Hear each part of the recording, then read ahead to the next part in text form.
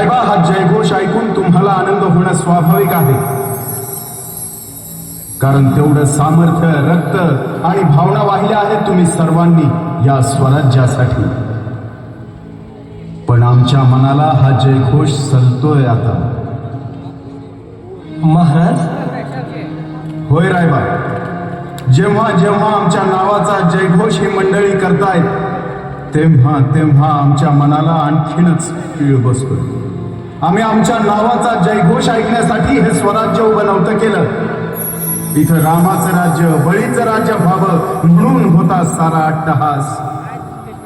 ते काही काळ झालंही, पण ते चिरंतन काळ टिकावं एवढंच पाहिजे होतं. आणि नेमकं तेच होत नाहीये, तेच होत नाहीये. रायबा, त्याचाच त्रास होतोय आम्हाला. पण महाराज, या स्वराज्यात श्वास घेणारी, जगणारी ही प्रत्येक व्यक्ती आपलीच ना. मग त्यांच्याच वागण्याचा आपल्याला त्रास होतोय. रायबा, शब्दांची गफलत नको. आपली माणसं, या शब्दांचा अर्थ फक्त एकच. जी माणसं या स्वराज्याचं, या मातीचं नाव आणि प्रतिष्ठा वाढवण्याचा प्रयत्न करतील तीच आपली माणसं, मग ती कुठल्याही जाती वा धर्माची असो. पण महाराज, अहो ही स्वराज्यातली तमाम जनता आपल्याच नावाचा जयघोष करीत भगवा हातात घ्यात येते. त्यात बी आपलं आणि परकं ओळखायचं कसं जी? पण रायबा, आमचा जयघोष हा फक्त नावापुरताच आणि तारखांपुरताच. ज्या आऊसाहेबांच्या पोटी आम्ही जन्म घेतला, ज्या मातेनं आम्हाला या हिंदवी स्वराज्याचं स्वप्न दाखविलं, ज्या आदिमाया तुळजा भवानीनं ही स्वप्न पूर्ण करण्याची आम्हाला शक्ती बहाल केली, तुम्हा मावळ्यांच्या सोबतीनं आम्ही ते हिंदवी स्वराज्याचं स्वप्न जगलोही. पण आता तेच हिंदवी स्वराज्य दिसतंय कुठं? शिवनेरीवर जन्म घेतल्यापासून ते रायगडावरच्या शेवटच्या श्वासापर्यंत ज्या स्वराज्याचा आम्ही मान, सन्मान, अभिमान आणि प्रतिष्ठा जपण्याचा महायज्ञ केला, तोच स्वराज्य आज दिसतोय कुठं? महाराज माफी असावी.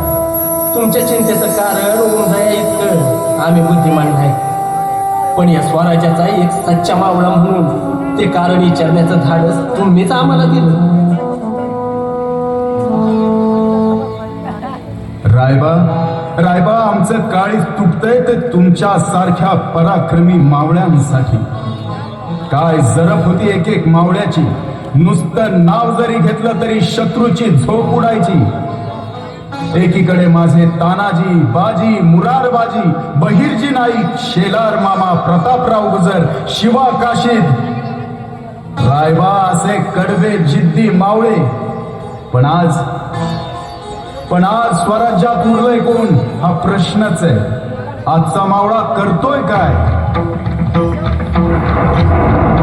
स्वराज्यासाठी शत्रूच्या प्रांतात पारत्याच्या सैन्यात घुसून अख्खं सैन्य कापून काढणाऱ्याचं नाव छत्रपती शिवाजी राजे भोसले. आणि आज त्याच शिवांच्या राज्यात घुसून परमुलखातले घुसखोर आमच्याच रक्ताची होळी खेळत आहेत. आमचा आजचा मावळा करतोय काय? आजचा मावळा फक्त आक्रोश सहन करतो. कधी त्या रक्ताच्या होळीचा तर कधी आक्रोश त्या पोटात जन्म घेण्याआधीच मारल्या जाणाऱ्या आपल्याच मुलीचा. कारण आमच्या काळात जन्म घेणाऱ्या आया बहिणींचं रक्षण करण्यासाठी स्वतः आम्ही आणि आमचे मावळे होतो. पण आज कोण रक्षण करणार त्यांचं? मग आज काय सहन करायचा आपल्याच लेकी बाळींवर होणारा अत्याचार आणि बलात्कार? सहन होणार एका बापाला, भावाला आपल्याच लेकी बाळींचे ओरखडलेले चेहरे आणि विद्रूप झालेलं भविष्य?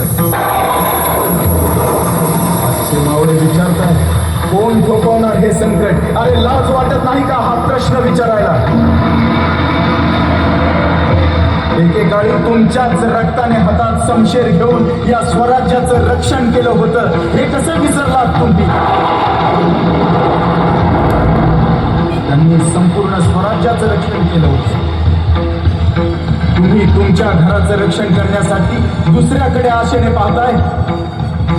गर्भात आपल्या लेकीला मारण्यापेक्षा तिला जिजाऊ म्हणून जन्म घेऊ द्या आणि एक मावळा म्हणून तुम्ही साऱ्यांनी तिचं रक्षण करा. स्वराज्य आपोआपच रक्षिला जाईल.